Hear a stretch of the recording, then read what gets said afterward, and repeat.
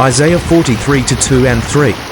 When you pass through the waters, I will be with you, and through the rivers, they shall not overflow you.